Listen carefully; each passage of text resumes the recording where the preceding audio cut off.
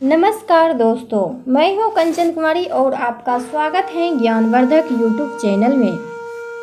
ससुराल में वह पहली सुबह मुझे आज भी याद है। कितनी घबराकर मैं उठी थी, यह सोचती हुई कि कहीं देर ना हो जाए, सब न जाने मेरे बारे में क्या सोचेंगे।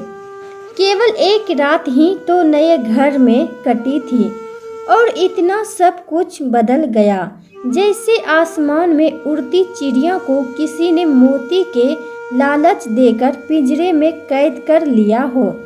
शुरू के कुछ दिन तो यूं ही गुजर गए।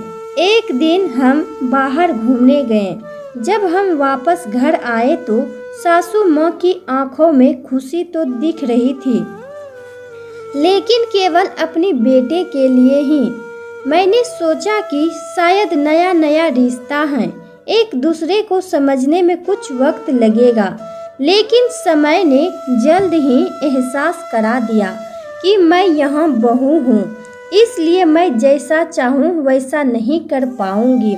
कुछ कायदा और मर्यादा है जिसका मुझे पालन करना होगा, जैसे कि धीरे धीरे बात करना, धीरे से हंसना, सब के खाने के बाद खाना खाना।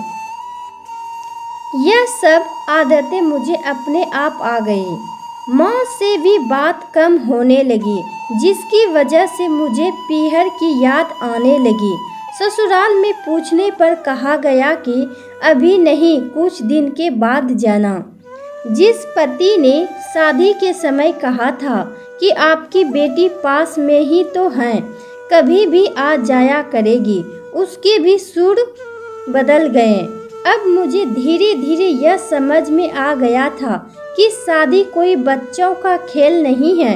इसमें केवल घर नहीं बदलता, पूरी जिंदगी बदल जाती है।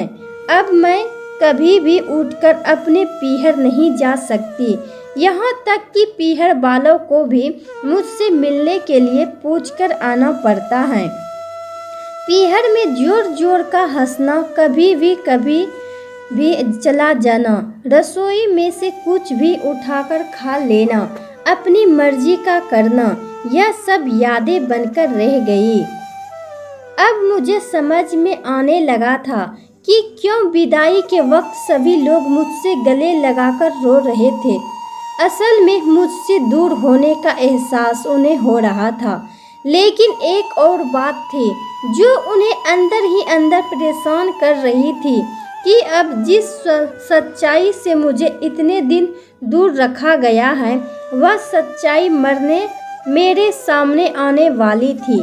पापा का यह झूठ कि मैं उनकी बेटी नहीं बेटा हूँ, अब और दिन नहीं छुप पाएगा, जो कि उनकी सबसे बड़ी चिंता थी कि अब उनका बेटा, जिसको कभी भी बेटी होने का एहसास नहीं कराया था, जीवन के इतने बड़े सच से सामना करने जा रही थी।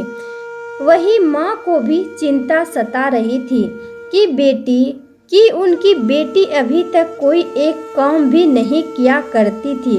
अब वह पूरे परिवार की जिम्मेदारी कैसे उठाएगी। सभी लोग मेरे इस विदाई और पराये होने का दर्द जान रहे थे, सिवाय मेरे, इसलिए वह सभी लोग रो रहे थे। आज मुझे समझ आ गया कि उनको रोना गलत नहीं था, यह हमारे समाज का नियम ही है कि एक बार बेटी डोली में विदा हो गई तो वह उस घर के लिए केवल मेहमान ही बनकर रह जाती हैं।